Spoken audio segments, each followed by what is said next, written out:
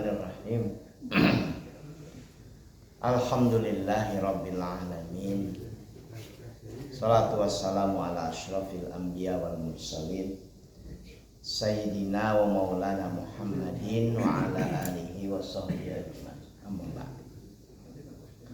Alhamdulillah, jemaah subuh yang Allah muliakan. Kita bersyukur pada Allah Subhanahu wa taala. Allah berkenan mempertemukan kita, mengumpulkan kita dalam aktivitas kebaikan, aktivitas sholat subuh berjamaah. Mudah-mudahan sampai akhir hayat kita. Dan kita akan ngaji tadabbur dari beberapa ayat yang mudah-mudahan ayat-ayat yang saya sampaikan dalam kuliah subuh tadabbur Quran ini jadi sarana untuk memperkuat keyakinan kita, jadi sarana juga untuk menambah wawasan kita. Kita akan tadabbur Quran surat At-Taubah surat ke-9 ayat ke-99 tentang berharap bisa mendapatkan pertolongan Allah. Karena sekarang makin hari bapak-bapak yang Allah muliakan, semakin sampai kita pada satu keyakinan kalau bukan karena pertolongan Allah, rasanya demikian berat hidup yang kita jalani. Saya diberitahu anak saya bahwa beberapa kawan-kawannya, para mahasiswa di Yordania itu pada pulang. Kenapa pulang? Padahal mungkin aman, katanya sudah. Ibu kota Yordania itu kan aman, walaupun amannya bukan pakai alif, pakai ain. Tapi sering disebutkan aman, itu artinya nggak aman juga.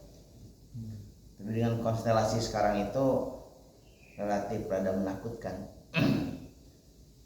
Tidak mengalami perang, tapi di dalam negerinya jadi mencekam dan lain sebagainya. Bisa kelihatan Pak itu rudal itu lewat ke Yordania. Kan gitu kan. Di mana Iran itu kalau mau nyerang Israel itu rudalnya itu melewati beberapa negara sebelum sampai ke Israel. Dan di antara negara yang dilewati itu Yordania. Ada kemungkinan konstelasi perang di Timur Tengah itu akan makin meluas, makin lama. Jadi bagi banyak orang di Lebanon itu warga negara Indonesia katanya sudah siaga 1. Sebagian bahkan sudah dievakuasi.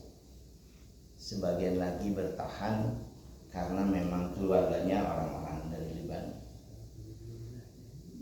Di dalam negeri sendiri kita mengalami banyak hal yang mengkhawatirkan dan sebagainya.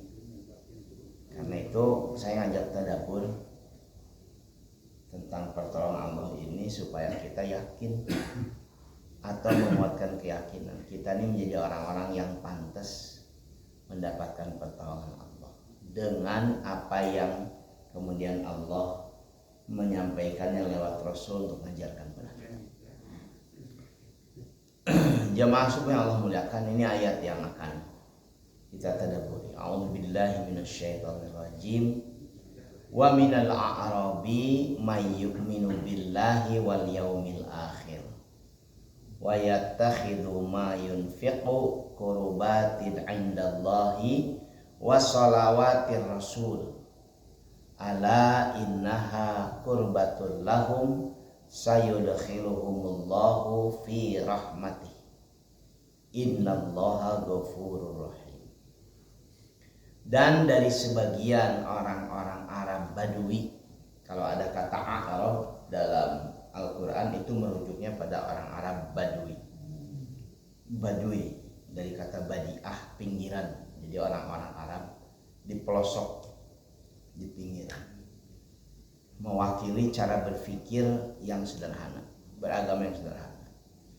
Ada yang beriman kepada Allah dan hari akhir dan memahami bahwa apa yang dia infakkan di jalan Allah itu akan menjadi cara mendekatkan diri kepada Allah dan juga menjadi cara mendapatkan doa dari Rasulullah. Dan ketahuilah sesungguhnya infak adalah jalan bagi mereka mendekatkan diri kepada Allah. Ala innaha qurbatul lahu. Allah akan memasukkan mereka ke dalam rahmatnya. Sesungguhnya Allah Maha Pengampun Maha Penyayang. Jadi lewat ayat ini jamaah subuh Allah muliakan, secara sederhana dalam beragama itu ada beberapa cara untuk mendapatkan rahmat Allah, yang dengan rahmat Allah itu kita yakin Allah akan memberikan pertolongannya pada kita. Ada yang dengan amal saleh yang luar biasa, ada yang dengan aktivitas-aktivitas lain seperti ibadah ritual juga yang luar biasa, ada juga dengan cara infak dan sedekah. Bahkan infak dan sedekah dianggap oleh sebagian ahli tafsir tentang ayat ini dianggap cara yang paling efektif untuk mendapatkan rahmat Allah. Saya pernah cerita di sini tentang kisah Samiri.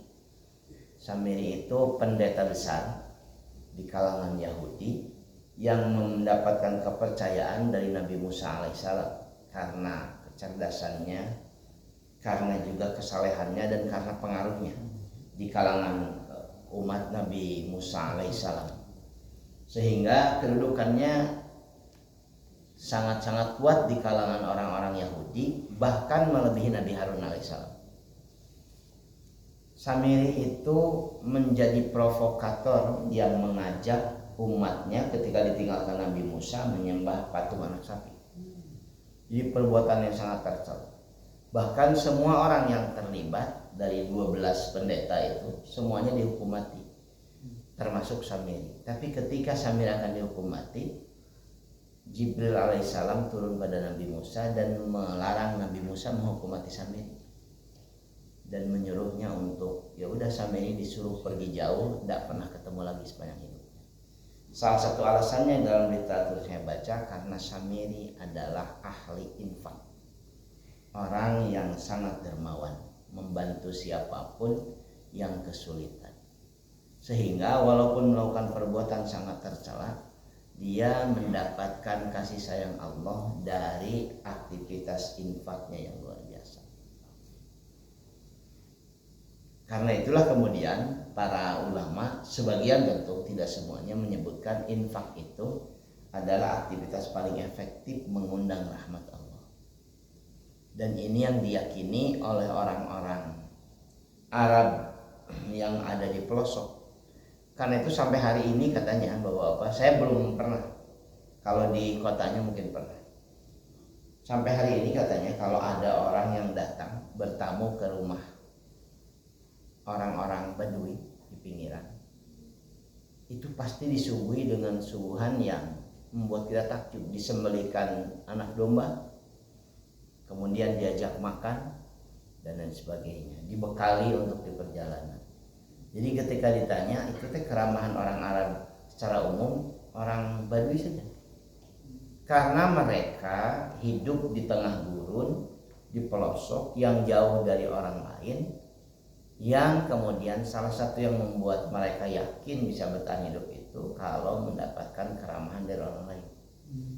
Jadi salah satu yang dianggap nilai luhur di kalangan orang-orang Arab Badui, sehingga Nabi pun ketika kecil dititipkan di mereka, itu adalah keramahan yang luar biasa dalam menyambut tamu, dalam menghormati tamu.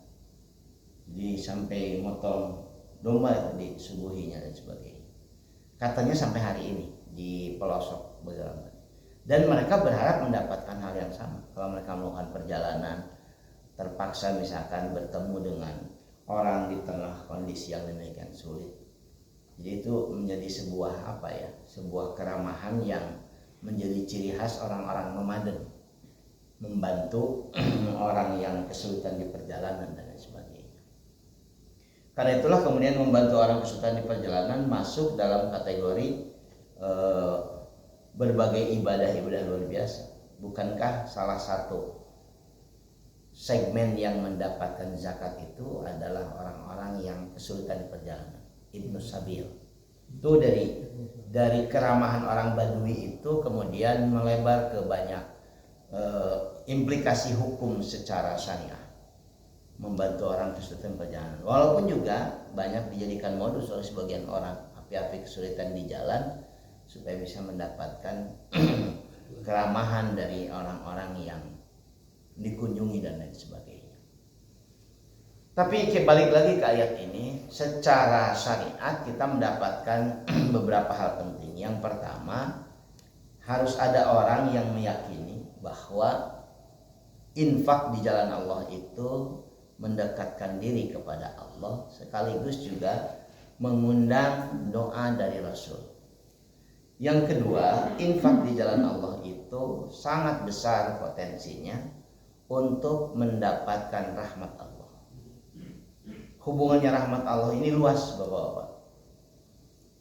Dalam banyak hadis tentang surga, Nabi menyampaikan bahwa yang membuat seseorang itu masuk surga, terbebas dari neraka adalah karena rahmat Allah. Banyak salah pahami nih hadis ini, sehingga ada orang yang menyebutkan walaupun mungkin dia tidak beribadah seperti seharusnya, kalau Allah akan memberikan rahmatnya mah pastilah bisa. Betul, memang Allah bisa memberikan rahmatnya pada siapa saja. Tapi salah satu yang kemudian dijelaskan dalam Al-Quran, seingat saya surat Al-Maidah, ayatnya saya lupa. Inna rahmatallahi qaribun minal muhsinin. Sesungguhnya rahmat Allah yang bisa membuat orang masuk surga itu qaribun minal muhsinin, dekat kepada orang-orang yang berbuat kebaikan, itu membantu orang lain. Jadi bukan orang yang seenaknya misalkan hidupnya dan kemudian meyakini bahwa rahmat Allah akan datang kepadanya. Yang ketiga, nilai penting ketiga dalam ayat ini, sesungguhnya dari orang-orang yang berinfak dan berpotensi mengundang rahmat Allah itu, Allah akan memberikan ampunan dan kasih sayang. Inilah yang kemudian menjadi dampak dahsyat dari infak, sedekah, zakat dan lain sebagainya. Dan dari aspek keyakinan, Al-Quran kemudian mengajarkan seperti ini. Ya ayyuhalladzina amanu in tansurullaha yansurkum wa yutsabbit aqdamakum. Ada semacam pola dasar untuk mendapatkan pertolongan Allah. Wahai orang-orang yang beriman, jika kalian menolong Allah, maka Allah akan menolong kalian, wa yutsabbit aqdamakum, dan meneguhkan kedudukan kalian. Jadi sebetulnya ada dasarnya kalau ada yang menyebutkan harus menolong Allah Subhanahu wa ta'ala. Walaupun Allah Rabbul Alamin, Tuhan yang maha segalanya, tapi Allah sendiri menegaskan dalam Al-Quran, kalau kalian orang-orang yang beriman menolong Allah, Allah akan menolong kalian, meneguhkan kedudukan kalian. Biasanya dalam terjemahannya sering disebutkan menolong agama Allah, karena mungkin rada sulit dipahami bagaimana menolong Allah itu, sehingga dituliskan menolong agama Allah. Ini dalam Quran surat Muhammad ayat ke-7. Jemaah subuh yang Allah muliakan, saya ingin mengutipkan beberapa hadis tentang kondisi umat akhir zaman, sehingga sangat butuh kita pertolongan Allah Subhanahu wa ta'ala dalam menghadapi hidup yang penuh dengan ketidakpastian sekarang ini. Saya kutipkan sebuah hadis di mana Nabi sallallahu alaihi wasallam menyebutkan, yusiku ayyatiya 'alan nasi zamanun la yabqa minal islami illa ismu wa la yabqa minal qur'ani illa rasmu masajiduhum yawma idin 'amir wa hiya kharabun minal huda ulama'uhum syarrun man tahta adimis sama min indihim takhrujul fitnah wa fihim ta'ud. Akan datang satu zaman pada manusia, pada saat itu Islam itu ada tapi hanya namanya saja. Dan Al-Quran juga ada tetapi hanya tulisannya saja. Masjid-masjid Ammar dibangun megah, tapi kharabun minal huda, kosong dari petunjuk.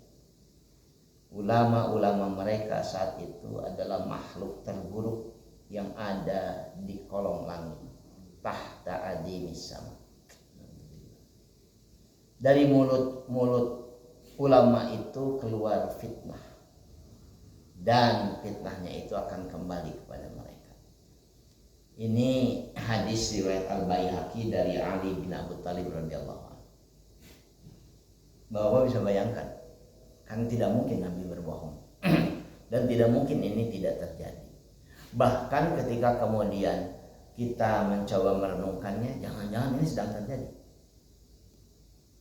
Zaman yang demikian mengkhawatirkan, Islam hanya tinggal namanya.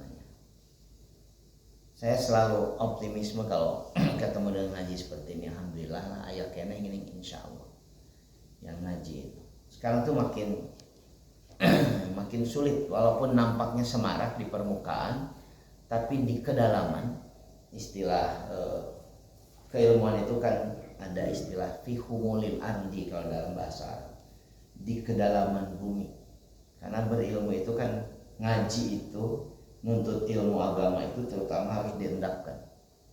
Tidak bisa sekarang disampaikan kemudian dipahami, harus diendapkan, direnungkan, kemudian dilakukan semacam analisa. Kalau kita lakukan seperti itu tentang hadis ini, kita akan ketemu jawaban. Jangan-jangan dalam kehidupan kita yang sedang berjalan sudah terjadi dalam skala tertentu, di mana saat ini ya banyak sekali orang yang hanya mengenal Islam namanya saja. Secara isi barangkali banyak yang tidak memahami apa sih tujuan beragama itu. Kemudian Quran juga hanya tinggal tulisannya saja. Bukan berarti tidak bisa membaca, tapi artinya makna dari hadis ini menurut para ulama ahli tafsir hadis, isinya Al-Quran itu tidak lagi bisa diaplikasikan. Bacaannya saja lah bisa dilihat, bisa dibaca dan sebagainya, tapi tidak bisa diaplikasikan. Karena untuk mengaplikasikan itu kan butuh kemauan kuat. Kalau kemauan kuatnya tidak ada, jangankan dalam skala besar, dalam skala kecil di rumah tangga, di diri sendiri saja kan tidak bisa berjalan. Dan masjid-masjid, walaupun mungkin saya senang ya secara pribadi, banyak sekali masjid di tempat wisata ya. Banyak yang masjid. Bahkan yang aneh, ada banyak sekali orang yang berkumpul di masjid tapi terminum sholat ke masjid. Coba bisa cek masjid-masjid yang sekarang hebat-hebat itu, terkenal di banyak orang. Banyak sekali orang yang datang ya hanya jadi wisata saja, ingin melihat. Kalau istirahat oke lah, dia bisa sholat mungkin. Ini sengaja datang dari jauh untuk lihat, oh halusnya, oh tinggal lihat. Ya sudah, udah gitu makan di situ, ada sholat dilihat, difoto orang sholat terus pulang. Itu 3 kali saya saksikan ketika awal-awal ke Istanbul Turki, ketemu dengan, sekarang jadi masjid kan, ketemu dengan Masjid Biru, Blue Mosque itu, ketemu dengan bahkan gereja besar itu, Hagia Sophia kan jadi masjid. Itu kan diperbolehkan orang non muslim masuk ke Masjid Biru itu. Jadi kita yang sedang sholat itu dipoto, divideokan sampai mereka takjub. It's wonderful, halus pisan ya teh, foto dari luar. Nanti juga sama kayak Sophia juga. Kalau kayak Sophia begitu kan, saya juga oh iya teh bahala ada masjid, bahala gereja gitu. Karena saat itu belum jadi masjid dan sebagainya. Jadi yang nonton, yang datang, yang berkunjung banyak sekali, yang sholatnya sedikit, yang sholat sengaja dan sebagainya. Sehingga pada waktu saat berjamaah tuh orang masih boleh di Blue Mosque itu orang masih boleh yang berkunjung itu memvideokan, memfoto jalan-jalan. Ada jemaah saya ngobrol, nah Ustaz ini tersalat husnudon aja, mungkin kan sedang safar, jadi tidak sholat saja mungkin mereka hanya melihat-lihat. Ternyata fenomena itu sekarang terjadi di kita. Sekarang terjadi di kita. Cek kok. Masjid-masjidnya dikunjungi banyak orang. Ini bukan seudon. Ini sedang menunjukkan jangan-jangan yang dikhawatirkan Nabi itu sedang terjadi pada kita. Apa dampaknya? Ya, ngaji seperti jadi tontonan banyak orang. Oh, itu komunitas muslim yang sedang ngaji. Jadi kita jadi tontonan. Jadi kajian. Aduh ya. Ini yang mengkhawatirkan Pak ya. Saya nanti boleh dilacak di internet. Albania itu kan negara Islam satu-satunya di wilayah Balkan, Eropa. Dan dikenal tuh Albania itu bukan negara maju, penduduknya malas. Mayoritas muslim. Kalau dipersentasekan kayak kita lah mungkin. Hampir 90%. Dari 90% penduduk Albania yang muslim, ada kurang lebih 10% yang penduduk Albania yang muslim ini jadi satu komunitas namanya Besiktas. Komunitas Besiktas itu komunitas sufi ya. Dan Perdana Menteri Albania itu kemarin hari Senin pidato di PBB meminta dukungan. Albania akan membuat negara enclave, negara kayak Vatikan, negara agama yang nanti menjadi negara Islam Besiktas. Khas, apa khasnya? Inilah Islam sufi yang paling liberal. Mabok kengi, kemudian nggak ada aturan. Nanti baca betapa saya baca ya Allah di Eropa negara sufi. Sufi itu kan akrab dengan tawadu sebagainya. Nanti akan ditampilkan ke dunia betapa moderatnya, betapa liberalnya, betapa. Saya sampai penasaran 3 hari ini saya baca tentang Albania Pak. Cek banyak data. Oh palingan memang pembaliu dan sebagainya. Cek tentang Albania. Albania itu Balkan dan sebagainya. Sangat mengkhawatirkan dari aspek syariat. Terus apa hebatnya mereka? Ya nanti itu katanya akan menunjukkan tentang Islamnya. Albania sendiri kan dianggap sebagai negara, bahkan kalau tidak salah anggota OKI, dianggap sebagai negara Muslim di Eropa, kantong Muslim yang besar di Eropa dan sebagainya. Artinya beragama itu nanti ya jadi semacam, ya mungkin jadi tontonan, jadi kayak kita datang ke wilayah Baduy, ke Kampung Naga, oh kieu kehidupan orang Kampung Naga teh. Ada kekhawatiran kan itu yang terjadi dengan kita sekarang. Dan luar biasanya ulamanya yang hidup pada masa itu, mereka adalah ulama-ulama yang terburuk, syarrun man tahta adinisam, di bawah kolong langit. Jadi orang-orang terburuk yang pada masa itu adalah para ulamanya. Kalau dalam ungkapan hadis tentang akhir zaman itu ulama usul. Ketika Nabi mendengar sahabatnya berbincang tentang Dajjal, sama seperti kita kan sering berbincang, nanti gimana ya kalau ternyata Dajjal muncul, kan menakutkan. Terus Nabi menyebutkan, aku lebih takut, ada yang lebih aku takuti dibanding Dajjal. Apa ya Rasulullah? Ulama usul, ulama yang buruk, lebih menakutkan ketimbang Dajjal. Karena dari penjelasan mereka yang keluar itu bukan petunjuk, tapi justru adalah keburukan. Dalam ayat, di dalam hadis disebutkan fitnah, takhrujul fitnah, yang kemudian berpulang kepada orang-orang yang menyampaikan. Ini kondisi umat akhir zaman. Artinya kita sangat butuh pertolongan Allah Subhanahu wa taala dalam kondisi seperti ini.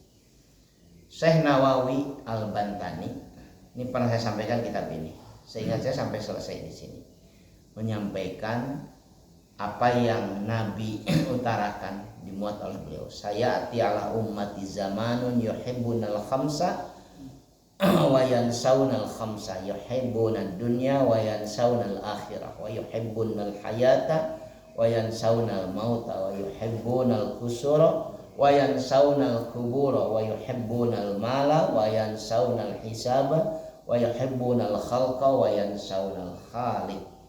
Nanti akan datang satu masa kepada umatku di mana mereka lebih mencintai 5 hal dibanding 5 hal.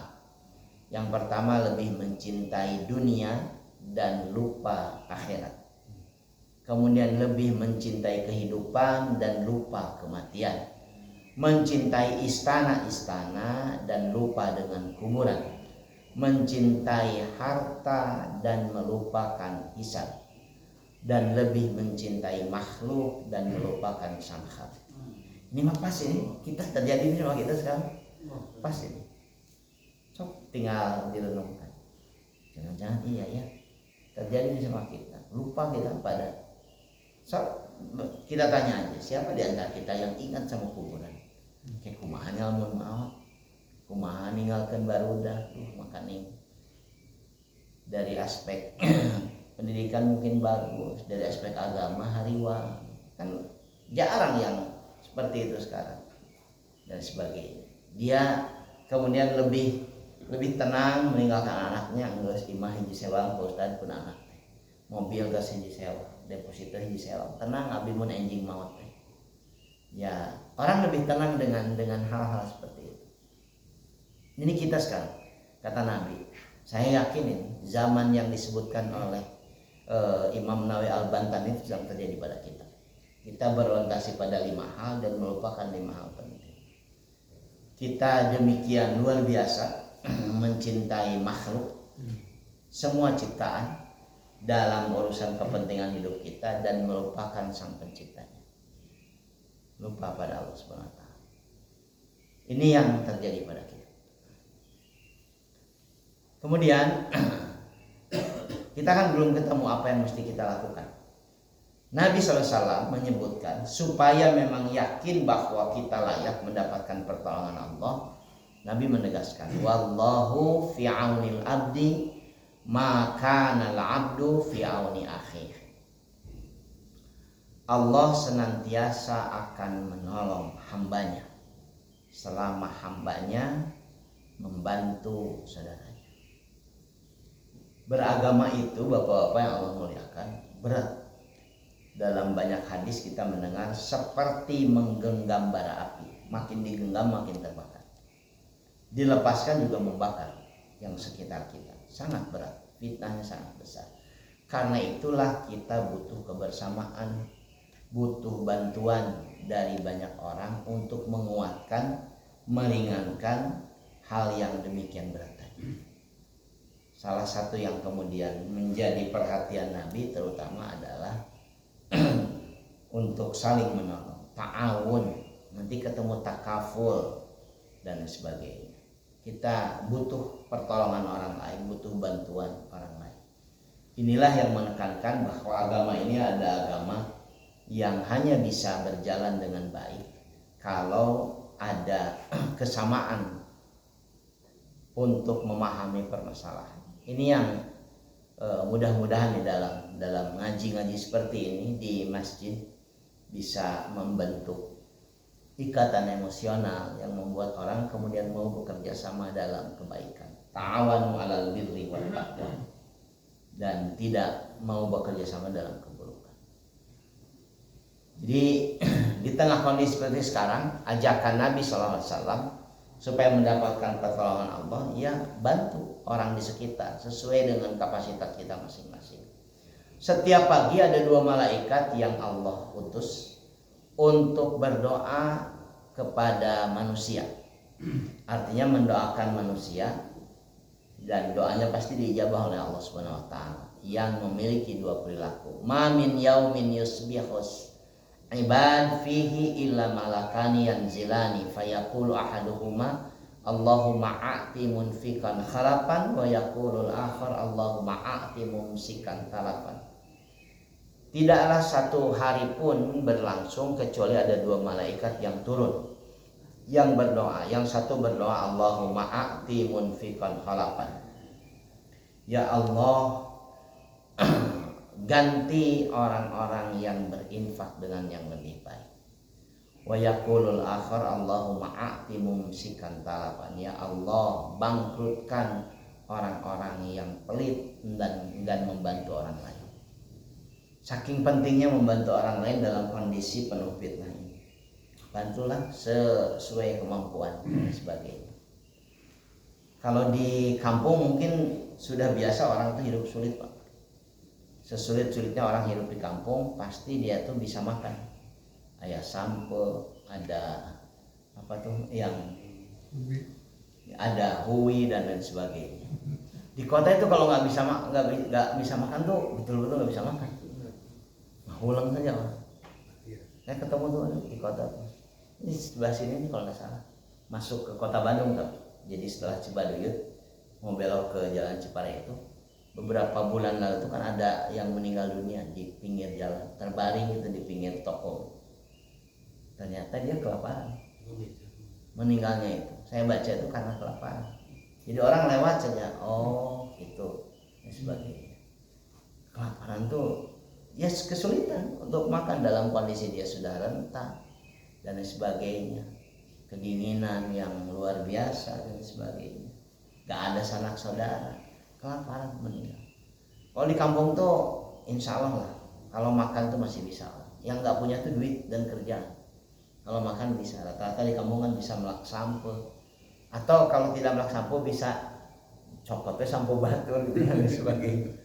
Kalau di kampung, jadi tidak aneh kalau punya kebun singkong kemudian diambil orang, ya nggak aneh sebagainya. Ini motivasi bagi orang yang mau membantu orang lain. Tiap subuh didoakan malaikat. Mudah-mudahan Allah memberikan ganti bagi yang mau membantu orang lain secara materi dengan berinfak, dan yang menahan dirinya yang harusnya bisa membantu orang lain dengan berinfak, oleh malaikat didoakan supaya bangkrut. Karena itu kan dari hadis ini Bapak-bapak pasti pernah mendengar. Ada kemudian satu aktivitas yang dianjurkan namanya sedekah subuh. Karena tiap pagi itu sedekah subuh 2.000 sedekah subuh. Saya di TV mungkin sudah ada 3 tahun. Ada orang tiap Jumat tapi sedekah subuh.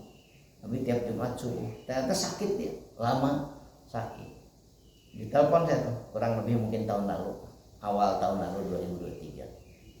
Datang ke rumahnya, nitip ya, saya tiap subuh, tiap Jumat sedekah 10.000. Jadi sudah hampir setahun lebih, jadi besar lumayan. Pokoknya saya biasanya sedekah jalan keluar dia kasih, pokoknya setiap subuh.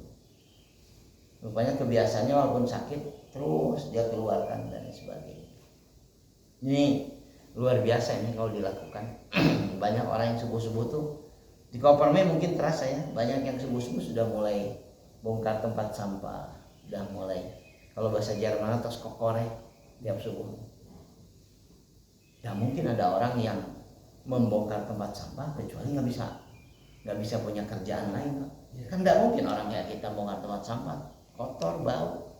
Jadi kalau orang bongkar tempat sampah itu karena pasti kesulitan untuk minta, belum tentu diberi dia, dan mungkin malu. Akhirnya kayaknya kalau lihat yang gitu, waduh, muntiasa bantu sesuai dengan kemampuan kita, sehingga mendapatkan keyakinan. Mudah-mudahan kita mendapatkan peluang, mendapatkan pertolongan Allah Subhanahu wa taala. Ini ayat Quran yang menyuruh kita untuk sampai pada keyakinan bahwa Allah tidak akan mengubah keadaan kita, sehingga kita mengubah keadaan kita sendiri. Ini yang kemudian diyakini oleh banyak sekali ulama tafsir. Jadi terbagi 2 kelompok ulama itu dalam menyikapi ayat ini. Ada yang menyebutkan bahwa seluruh hidup yang kita jalani itu skenario Allah sepenuhnya. Jadi kita hanya tinggal menjalani. Ada sebagian ulama yang berpatokan pada ayat ini kemudian menyebutkan bahwa seluruh hidup yang kita jalani itu adalah kita aktor utamanya, Allah memberikan fasilitasnya. Karena ayat ini menggunakan taukid, sumpah, sesungguhnya Allah tidak akan mengubah keadaan kalian. Sampai bersumpah, artinya sangat-sangat keras ayat ini menegaskan. Sesungguhnya Allah tidak akan mengubah keadaan kalian, sehingga kalian mengubah keadaan kalian sendiri. Ini tadi ada 2 kubu ulama dalam menyikapi ayat ini. Tapi bagi kita barangkali ini bagian penting untuk ya ayo berubah untuk merubah keadaan kita jadi lebih dekat misalkan dengan syariat, jadi lebih akrab dan lain sebagainya.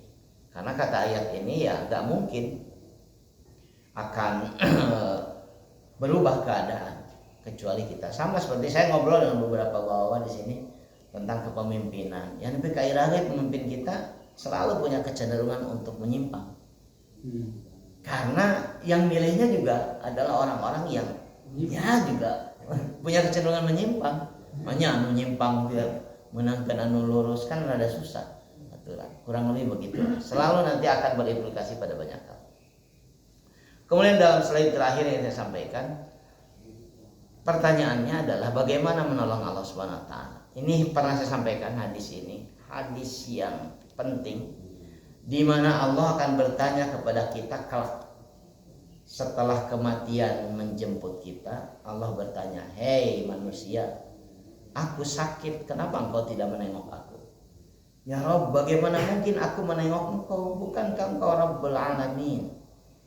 Tapi jawabannya, "Amma alimta anna abdi fulanan maridan falam ta'udhu walau udtahu la wajadtani indah." Bukankah temanmu, saudaramu sakit dan engkau tahu tapi engkau tidak menengoknya? Andaikan engkau menengoknya, engkau akan bertemu dengan aku di sana. Saya kutipkan terjemahannya. Bukankah engkau tahu bahwa hambaku sedang sakit tapi engkau tidak menjenguknya? Sekiranya engkau menjenguknya, engkau dapati aku ada di sana. Wahai manusia, aku minta makan padamu, tapi engkau tidak mau memberiku makan. Ya Rabb, bagaimana aku memberi makan? Bukankah engkau Rabbul Alamin? Bukankah ada temanmu yang kelaparan yang engkau tahu padahal engkau tidak memberinya makan? Kalau engkau memberinya makan, engkau akan menemukan balasannya di sisiku. Ya manusia, aku minta minum padamu, tapi engkau tidak memberiku minum. Orang itu bertanya, bagaimana caranya aku memberi minum? Bukankah engkau Rabbul Alamin? Bukankah engkau ketemu dengan orang yang kehausan? Andai kata engkau memberinya minum, engkau pasti akan menemukan aku di sisinya. Pendek kata jamaah sekalian, kalau kita merasa betapa butuh kita dengan pertolongan Allah, bantu orang sekitar kita sesuai dengan kemampuan kita masing-masing. Bantu. Ini hidup yang sulit. Saya dengan beberapa bapak-bapak di sini ngobrol, katanya pertumbuhan ekonominya tinggi.